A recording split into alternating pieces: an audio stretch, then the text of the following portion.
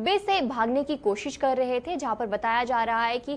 जो आतंकी थे, 5 आतंकियों का नाम सामने आ रहा है जो कि 1990 में जिन्होंने एक शख्स का कत्ल किया था, जहां पर उनका यह आरोप था कि जिस शख्स का कत्ल किया गया था उनका ये कहना था कि वो इंडिया का एजेंट है। 1990 में उसे जो है मार दिया था। 5 ऐसे मिलिटेंट्स का नाम सामने आया है। उसके बाद बताया जाता है कि 5 मिलिटेंट्स वहां से फरार हो गए। कश्मीर की बात है, कश्मीर से वो ताल्लुक रखते थे, उसके बाद कश्मीर से वो फरार हो जाते हैं, कुछ नेपाल में चले जाते हैं और कुछ पाकिस्तान में ही रहते हैं। और बताया भी जाता है कत्ल से पहले भी वो ट्रेनिंग पाकिस्तान में ही कर रहे थे, यानी कि 1990 की बात की जाए तो पाकिस्तान में जो है वो लगातार अपनी ट्रेनिंग कर रहे थे, आतंक की ट्रेनिंग जो है वहां से कर रहे थे। उसके बाद कश्मीर आते हैं, यहाँ पर कत्ल करने के बाद भाग जाते हैं और जम्मू कश्मीर की पुलिस जो है पूरी कोशिश करती है उन्हें ढूंढने की। जहां पर अगर बात करूं मैं, 2 ऐसे आतंकी थे जो कि अलग अलग एनकाउंटर में पहले ही मारे गए थे। उसके बाद से एक को जो है पहले से ही पकड़ा था, लेकिन 2 आतंकियों को जो है आज पकड़ा गया है। जहां पर अगर मैं कहूं कि एक बहुत बड़ी कामयाबी जो है वो हासिल हुई है एसआई की टीम को, जहां पर लगातार इन्वेस्टिगेशन वो कर रही थी और उन 2 आतंकियों को पकड़ा है जो कि कश्मीर तो वापस आ गए थे 1990 के बाद, जब वो नेपाल और पाकिस्तान में जो अलग अलग ऐसी जगहें थे जहां पे छुपने की कोशिश कर रहे थे। उसके बाद कश्मीर में वापस आते हैं, लेकिन कश्मीर अपनी आइडेंटिटी की बात की जाए वो छुपाई जाती है और अलग अलग जगह पर रहने की कोशिश करते हैं, यानी कि पुलिस से छुपने की पूरी कोशिश करते हैं। लेकिन आज जो है उन्हें पुलिस ने, एसआई की टीम ने उन्हें पकड़ा है। और वहीं पर अगर बात करूं, जो पहले 2 टेररिस्ट थे, 2 आतंकी थे, वो पहले ही अलग एनकाउंटर में मारे गए थे। लेकिन अब जो है एक बड़ा खुलासा सामने आया है कि जो 5 आतंकी, जो अगर मैं लिस्ट की बात करूं, जो 5 आतंकियों का नाम सामने आया है, उनका ये नाम सामने आया है कि 1990 में उन्होंने कश्मीर में एक शख्स का कत्ल किया था और उसके बाद से 1990 के बाद एक काफी अरसा जो है उसके बाद से उन्हें आज गिरफ्तार किया गया है। तो साफ तौर पर आप देख सकते हैं कि एक बड़ी सफलता जो है वो देखने को मिली है। और इसी बीच की बात करते हैं तो जम्मू कश्मीर की बात करें तो किस तरह से एक बड़ा एक्शन जो है वो साफ तौर पर देखने को मिला है। और इसी पर क्या कुछ जो है वो सुरक्षा की तरफ से कहा गया है और क्या कुछ बड़ी जानकारी दी गई है, आइए सुनते हैं। उसके बाद 2 बंदे जो है वो भागने में कामयाब रहे। उनका नाम है जावेद भट्ट और आयुब भट्ट। जावेद भट्ट जो है, अजमल खान है उनका code name, late Habibullah Bhat, resident of Solinawala. दूसरा जो है वो जोहर अहमद भट्ट, कोड बिलाल, और ये लेट मोहम्मद रमजान भट्ट के बेटे हैं, ये भी बटमलू के रहने वाले। पहले वाले जो है वो नटीपुरा श्रीनगर के हैं। अब जैसे टिपिकली कहते हैं कि लॉन्ग आर्म द लॉ, 30-32 साल के बाद उनका वो बीच में पाकिस्तान भाग गए, फिर नेपाल भाग गए। नेपाल में पोखरा में काफी दिन छिपके रहे इधर उधर, तो आज उनको पकड़ा गया है और सीबीआई टीम जो है उनको प्रोक्लेम्ड ऑफेंडर्स की नोटिस लेके दिल्ली से आई है और उनको हिरासत में ले लिया है। अब वो they will face the trial. 5 में से 2 ऑलरेडी गुजर चुके हैं, एक जेल में है, लाइफ सेंटेंस काट रहा है, जिसकी लाइफ सेंटेंस को उसने चैलेंज किया था सुप्रीम कोर्ट में। सुप्रीम कोर्ट ने भी उसको अपहोल्ड करा है। तो आयुब डार जो है वो ही will remain for his rest of his life in the jail. अभी बाकी जो ये दोनों पकड़े गए हैं, जो भगोड़े थे, जो अब्सकंडर थे, अब वो ट्रायल फेस करेंगे। इसके साथ मीरवाइज साहब की कत्ल का जो है सभी अक्यूज्ड जो है वो they will be brought to justice as they say in English. तो आपने देखा कि आज से करीब 32 साल पहले यानी कि 21 मई 1990 को मीरवाइज उमर फारूक की निर्मम हत्या कर दी जाती है और सभी आरोपी जो है उनके अंजाम तक जो पहुंचा दिया जाता है। और इसी बीच इस मामले को भगोड़े जो हिजबुल मुजाहिदीन के 2 आतंकी मीरवाइज की हत्या के 32 साल के बाद जो है नेपाल से गिरफ्तार कर लिए जाते हैं। और एसआई की बात करें तो एसआई की टीम को जो है जावेद भट्ट और जाहूर भट्ट नाम के इन दोनों आतंकियों को पकड़ने में सफलता हाथ लगी और श्रीनगर के रहने वाले हैं। और इन दोनों आतंकियों को एसआई ने सीबीआई के हवाले कर दिया गया। और इसी के साथ साथ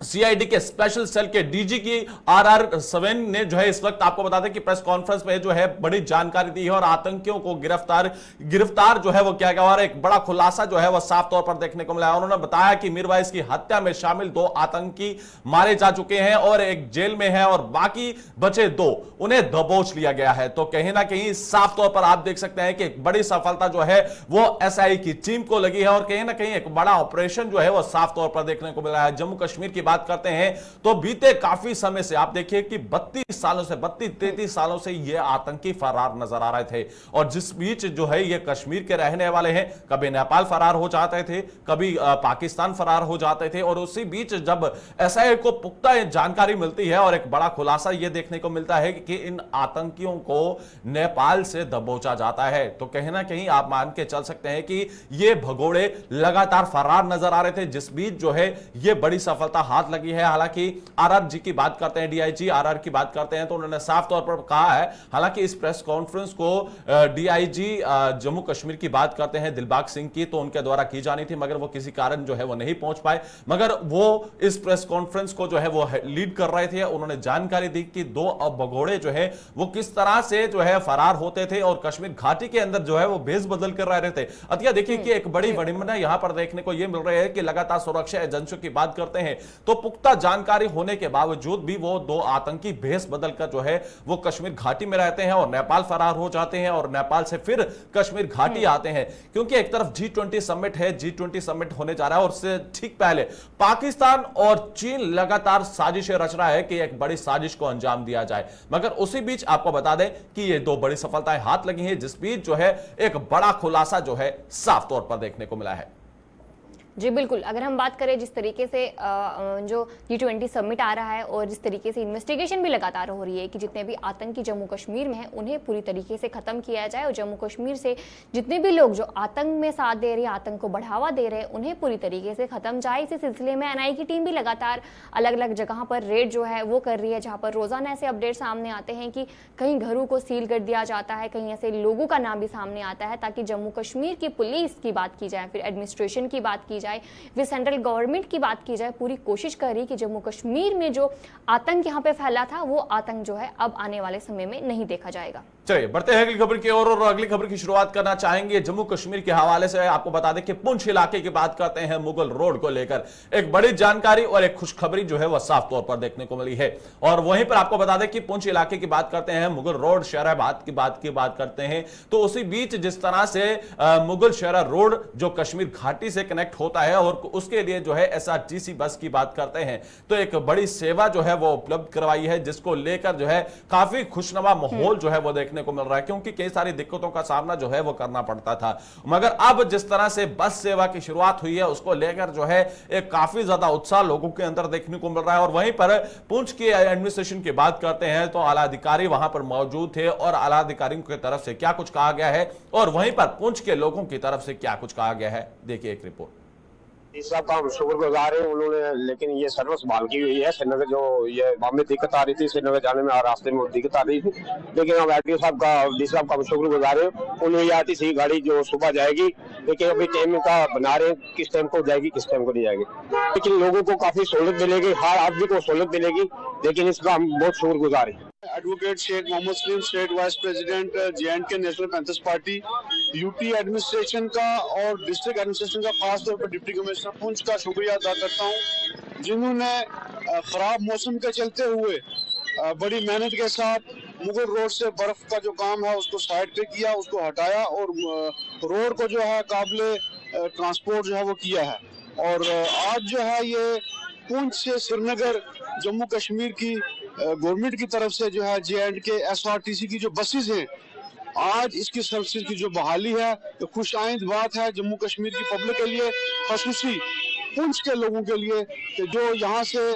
कश्मीर जो है कश्मीर का सफर आसानी से कर सकेंगे और बहुत कम किराए में, क्योंकि जम्मू कश्मीर SRTC की बसेस का किराया बहुत कम होता है, बहुत कम किराए में यहाँ से कश्मीर का सफर कर सकेंगे और अपना मेडिकल की फैसिलिटीज जो कश्मीर के अंदर हैं और टूरिज्म जो है उसका पूरा लाभ ले सकेंगे। वाकई में जिला पुंछ के लिए एक बड़ा हिस्टोरिक लैंडमार्क मोमेंट है। काफी सालों की डिमांड थी कि मुगल रोड पे पुंछ टू श्रीनगर एक सरकारी बस सर्विस शुरू की जाए, and we are proud to say that today with the full support and cooperation of the transport department, we are kickstarting SRTC bus service from Poonch to Srinagar and back. इसके बारे में थोड़ा बता दूं कि अभी फिलहाल हम 34 सीटर बस सर्विस शुरू कर रहे हैं और पुंछ टू श्रीनगर जो टोटल फासला 180 किलोमीटर है, इधर जो फेयर रहेगा हमारा passenger fair, that will be 398 rupees per passenger और डिपार्चर टाइम फिलहाल 8 बजे सुबह का होगा। और ऐसे जैसे थोड़ा बहुत और पैसेंजर वॉल्यूम बढ़ती जाएगी एज पर डिमांड, तो we will consider expanding the capacity and including more ferries. मैं पर्टिकुलरली थैंक करना चाहूंगा कमिश्नर सेक्रेटरी जो हमारे ट्रांसपोर्ट डिपार्टमेंट के हैं, प्रसन्ना रामास्वामी सर, जिनकी सपोर्ट और कॉपरेशन से ही ये मुकम्मल हो पाया। जी जरूर ये पूरी कोशिश रहेगी कि ट्रांसपोर्टेशन और रोड्स के सूरत हाल से, बिकॉज हमारा हिली इलाका है और जिससे बहुत फर्क पड़ता है आमदोरफ्त में लोगों के रोजमर्रा की जिंदगी में, तो रोड कंडीशंस बेटर करने की पूरी कोशिश रहेगी और स्पेशली जो ट्रांसपोर्ट रिलेटेड इश्यूज हैं, चाहे वो कंजेशन हो टाउन में या controlling the passenger fair, overcharging वगैरह वाले इश्यूज, और मोस्ट स्पेसिफिकली जो हमारे काफी पहाड़ी मोड़ों पे एक्सीडेंट्स होते हैं उनको कंट्रोल करने के लिए इस पे जरूर फोकस रहेगा। इस सबका हम शुक्रगुजार हैं। तो आपने देखा कि किस तरह से जो है काफी उत्साह जो है वो लोगों के बीच में देखने को मिल रहा है। और उसी बीच की बात करते हैं तो जिस तरह से आप सुन रहे थे कि आने वाले समय में अगर लोगों को और भी जरूरत पड़ती है तो उसको लेकर भी सरकार जो है वो कार्य करेगी। मगर उसी बीच आपको बता दें कि मुगलशहरा रोड की बात करते हैं तो कश्मीर घाटी की कनेक्टिविटी को लेकर जिस तरह से हमने पहले भी देखा कि बर्फ की जो चादरें वहां पर देखने को मिल रही थी उसे भी हटाने का काम किया गया है। मगर उसी बीच एक और बड़ी राहत जो है वो पुंछ के पीर पंजाल खिते की बात करते हैं तो वहां के लोगों को मिली है। और अब कहीं ना कहीं कनेक्टिविटी की बात कर रहे हैं और जिस तरह से आपने देखा कि आने वाले समय की बात की है तो पूरी तरह से हर एक लाभ जो है जनता तक पहुंचाने की कोशिश की जाएगी। जी बढ़ जाएंगे अगली खबर की तरफ, जहां पर अगर बात की जाए DFCO की यानी कि drug and food control organisation की, उनकी तरफ से जम्मू डिवीजन में एक ड्राइव चलाई गई थी जहां पर जितनी भी फार्मेसीज है वहां पर ये चेक किया था कि ऐसी कौन सी फार्मेसीज है जहां पर अनएथिकल ड्रग सेल जो है वो की जाती है, और इसके अलावा ऐसी कौन सी फार्मेसीज की बात की जाए जहां पर जिनके पास लाइसेंस जो है वो मौजूद नहीं है। इसी सिलसिले में DFCO यानी कि drug and food control organisation की तरफ से एक स्पेशल ड्राइव जो है वो की जाती है। उसके बाद से बताया जा रहा है कि 24 ऐसी फार्मेसीज है जिन्हें बैन कर लिया जाता है, यानी कि जिन्हें बंद कर लिया जाता है। उसके अलावा ऐसी 2 दुकानें थी जिनके पास जो लाइसेंस थे वो मौजूद नहीं थे, जिसके चलते 2 दुकानों को भी बंद कर दिया गया है। जिस तरीके से अगर हम बात करें ड्रग्स के हवाले से, जहां पर फार्मेसीज होती हैं जिन्हें जो है कुछ एथिकल ड्रग्स सेल करने की ही जो है वो दी जाती है, जहां पर अगर हम बात करें जिस तरीके से स्पेशल ड्राइव चलाई गई थी DFCO की तरफ से ताकि वो चेक करे कि जितने भी फार्मेसीज है वहां पर किस तरीके के ड्रग्स जो है वो बेचे जा रहे हैं और वहां पर अगर अनएथिकल ड्रग्स हैं या फिर जितने भी अनलाइसेंस्ड शॉप है उन पे जो है कार्रवाई की जा सके। ज़्यादा जानकारी के लिए हमारे साथ शिल्पा शर्मा मौजूद है। शिल्पा बताइएगा जम्मू प्रोविंस में कहां पर जो स्पेशल ड्राइव चलाया गया था और कितनी ऐसी दुकानें हैं जिन्हें बंद कर दिया गया है? जी आपको बता दें कि जिस तरीके से drug and food control organisation की तरफ से ये ड्राइव जो है सरप्राइज ड्राइव चलाई। आपको बता दें कि ये ड्राइव जो है वो रूरल बेल्ट में यानी कि जो दूर दराज इलाके हैं वहां पर देखने को मिली और ड्राइव ये सरप्राइज ड्राइव थी जहां पर आपको बता दें कि लगभग जम्मू संभाग में 7 ऐसी दुकानें यानी कि दूर दराज इलाके में जब ये ड्राइव चलाई गई तो 7 ऐसी दुकानें पाई गई जो कि बिना लाइसेंस के थी और ऐसी कई सारी दुकानें थी जो कि अनएथिकल वे से जो है वो सेल कर रही थी और जिनके पास यानी कि आपको बता दें कि फूड एंड कॉस्मेटिक एक्ट 1940 के तहत जो है उन्होंने सेल्स का रिकॉर्ड मेंटेन करके नहीं रखा हुआ था, जिसके चलते उनकी लाइसेंस को निलंबित कर दिया गया। साथ ही साथ अगर बात करें अलग अलग जिलों की तो जहाँ पर पुंछ, सांबा, डोडा, कठुआ, राजौरी यहाँ पर भी आपको बताइए कि सरप्राइज ड्राइव जो है वो देखने को मिली। जहाँ पर अगर मैं बात करूँ सांबा पुंछ की तो यहाँ पर 2 दुकानें जो है वो पाई गई है, डोडा में भी 2 दुकानें पाई गई है, कठुआ में 5, राजौरी में 3 और साथ ही साथ रियासी रामबन की बात करें तो 1 दुकानें पाई गई है। दूर दराज इलाके की अगर बात करें तो मैक्सिमम जहाँ पर देखने को मिलता है ऐसी कई सारी दुकानें पाई जाती है जिनके पास जो है लाइसेंस नहीं होता है और अगर लाइसेंस होता है तो सेल्स का जो एक्ट है यानी कि 1940 की बात कर रहे हैं तो रिकॉर्ड जो है मेंटेन करके नहीं रखा जाता है, जिसके चलते 7 दुकानें ऐसी पाई गई हैं बिना लाइसेंस के और जिनके पास अगर लाइसेंस है तो रिकॉर्ड को मेंटेन करके नहीं रखा गया, जिसके चलते उनका लाइसेंस जो है वो निलंबित कर दिया गया है। क्या लगता है कि शिल्पा, अगर हम देखें कि रिकॉर्ड को मेंटेन करना और जिस तरह से वहां पर लोग आते हैं उनकी मेंटेनेंस रखना, ये कितना ज्यादा जरूरी हो जाता है कि जिस तरह से हम देखते हैं कि जो ड्रग कंट्रोल है वो कहीं ना कहीं कार्य में कहीं ना कहीं कोताही जरूर बरतता हुआ नजर आता है, मगर एक्शन जरूर लिया गया है। कहीं ना कहीं ये देरी होगी और इससे पहले अगर ये एक्शन लिया होता तो कहीं ना कहीं ये चीजें देखने को नहीं मिलती। जी, सबसे पहले अगर बात करें जिस तरीके से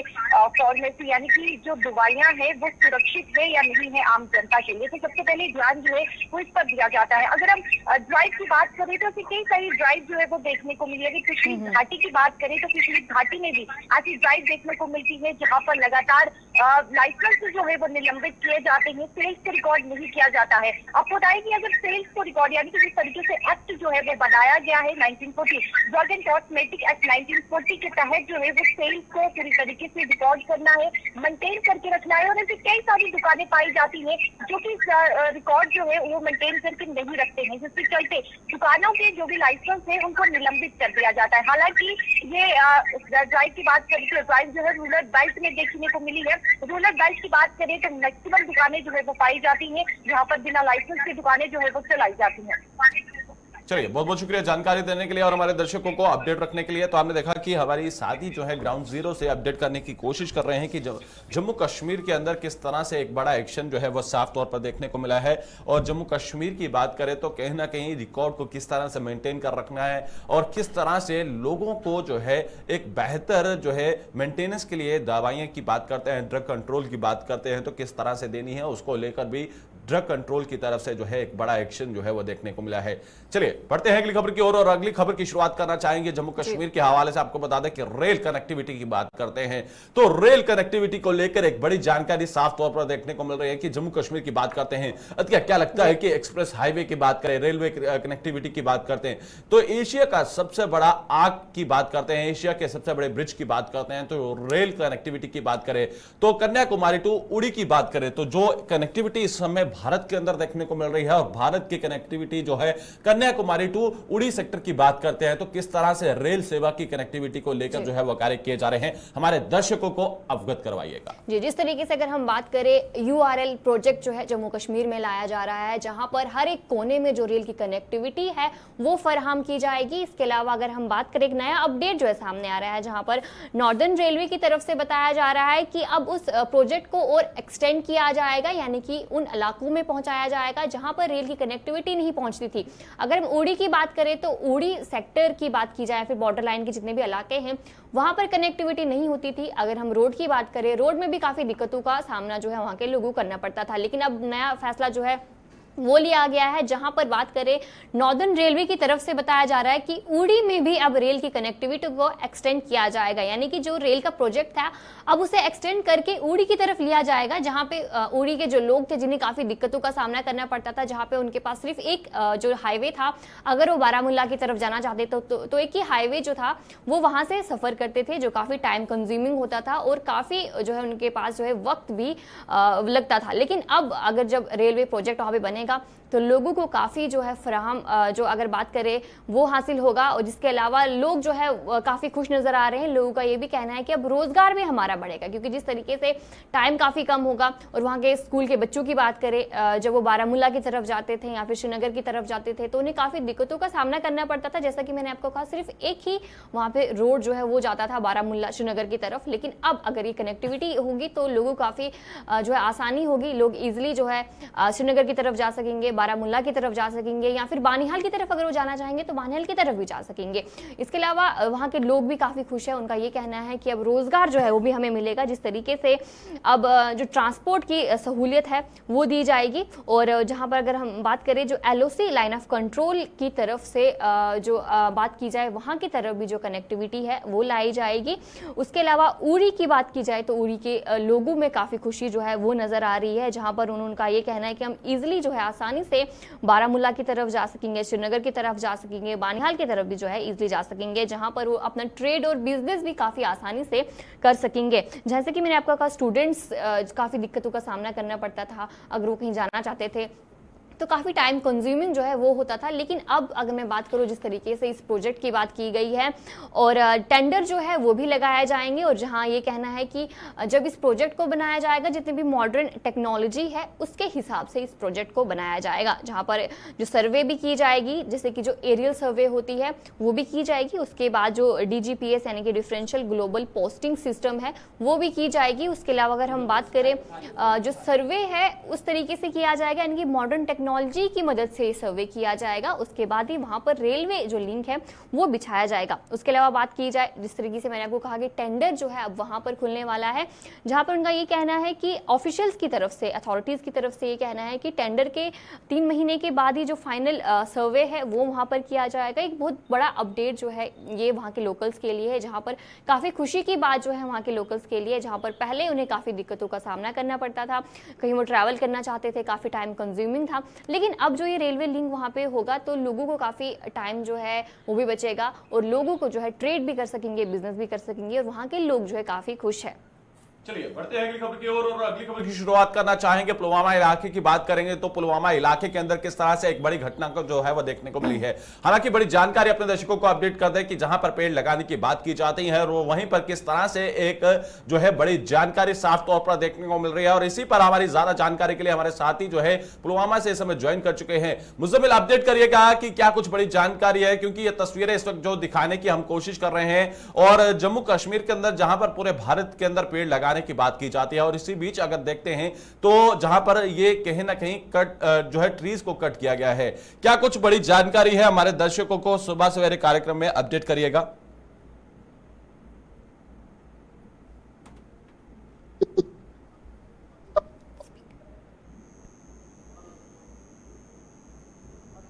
मुज़म्मिल, क्या आवाज आ पा रही है?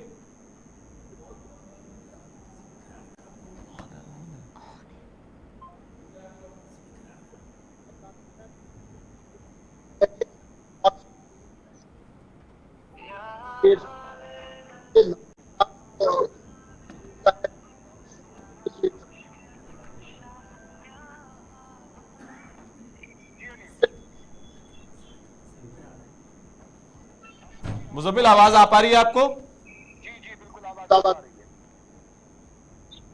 हमारे दर्शकों को सुबह सवेरे अपडेट करिएगा कि क्या पूरा ये मामला है, क्या पूरा वाकया ये जो घटा है। देखिए, मैं आपको बताना चाहूंगा कि ये पुछुल का इलाका है, लाजूरा पुछुल का इलाका है, जहाँ पे ये पेड़ काटे गए हैं। कम से कम 30 एप्पल के पेड़ काटे गए हैं। ये एप्पल ऑर्चिड बनाने में बहुत टाइम लगता है, सालों लगते हैं इस पेड़ को उगाने में। लेकिन रात गए कुछ मिसक्रेंट जो अनापसंद लोग हैं, उन्होंने ये 30 पेड़ काटे।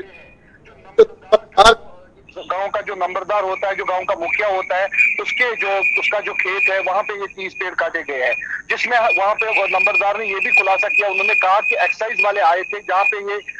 खसखस का जो खेती होती है, जो फुक्की की खेती होती है, वहां पे उन्होंने वो डिस्ट्रॉय की थी कुछ 4-5 दिनों से, और 5 दिन के बाद ये पेड़ काटे गए हैं वहां पे। जी अनिल, क्या लगता है कि एक जिस तरह से आप बता रहे हैं कि एक तरफ जो है डिपार्टमेंट की टीम वहां पर पहुंची थी और उस बीच देर रात को ये कौन ऐसे शरारती तत्व हैं जो इस तरह की घटना को अंजाम दिए हैं? क्या यहां पर कोई कानूनी कार्रवाई की गई है? क्या इसमें कोई गिरफ्तारी अभी तक देखने को मिली है? जहां पर काफी समय लगता है इन पेड़ों को लगाने में और कहीं ना कहीं जो व्यक्ति यहां पर रात को घुसते हैं और उसके बाद लगातार इन 30 पेड़ों को काट देते हैं।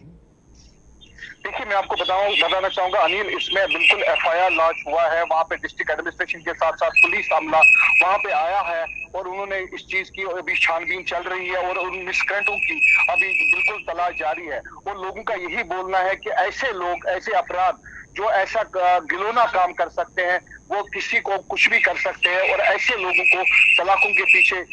लेना बहुत ज्यादा जरूरी है। और कानून इस पे बहुत अच्छी तरीके से कार्रवाई कर रही है। इस टाइम बिल्कुल पुलिस की जानिब से वहाँ पे FIR भी लॉन्च हुआ है, डिस्ट्रिक्ट एडमिनिस्ट्रेशन भी अपनी तरीके से इन्वेस्टिगेट कर रही है और बिल्कुल पुलिस भी इन्वेस्टिगेट कर रही है, और वो इन मिसक्रेंटों के बिल्कुल तलाश में जारी है और बिल्कुल उनको जल्द से जल्द सलाखों के पीछे लाया जाएगा। मुज़म्मिल, क्या लगता है कि जब आपने उनसे बातचीत की है, जो गाँव के मुखिया हैं उनसे जब आपने बातचीत की, क्या लगता है कि किसी पे शक है उन्हें और पुलिस को उन्होंने उसकी जानकारी दी है?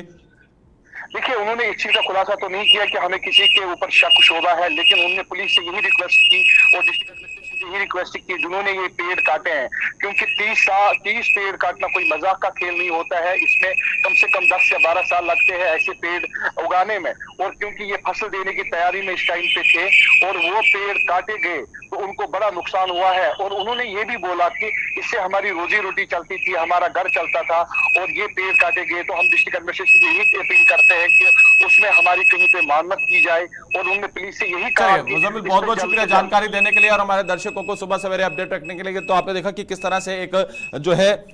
जो वहां पर पहुंचते हैं और उसके बाद उन पेड़ों को काट देते हैं। अगर हम देखें कि इन पेड़ों को लगाने में काफी वक्त लगता है, और यहां पर अगर हम 30 पेड़ों की बात करें तो कहीं ना कहीं यहां पर पेड़ों को काटने में तो काफी वक्त लगता है। तो यहां पर नहीं कि एक व्यक्ति होगा या 2 व्यक्ति होंगे, कहीं ना कहीं एक बड़ी साजिश है जो उसके साजिश के तहत जो है इन पेड़ों को काटा गया है। हालांकि एफआईआर जो है वो लॉन्च कर ली गई है। गांव के मुखिया की बात करते हैं तो गांव के मुखिया द्वारा ये अब कहा जा रहा है कि इस पर जो है एक बड़ा एक्शन होना चाहिए। 30 पेड़ों को काटना कोई आसान बात नहीं है, तो कहीं ना कहीं इनमें काफी ज्यादा लोग लगे होंगे और जो इन पेड़ों को काट कर गए हैं। तो कहीं ना कहीं जिस तरह से एक बड़ी घटना जो है वो देखने को मिली है, और अब ये मांग की जा रही है कि जल्द से जल्द जो है एक बड़ा एक्शन जो है वो देखने को मिलना चाहिए।